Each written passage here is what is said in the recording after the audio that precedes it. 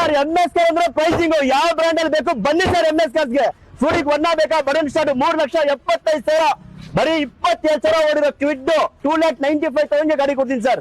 3.5 ಲಕ್ಷಕ್ಕೆ type 2 Swift ಕೊಡೋಣ sir. 12 ಮಾಡಲ್ 18 ಮಾಡಲ್ Swift apple shape 4,80,000 sir. 2020 single owner i20 6 lakh sir.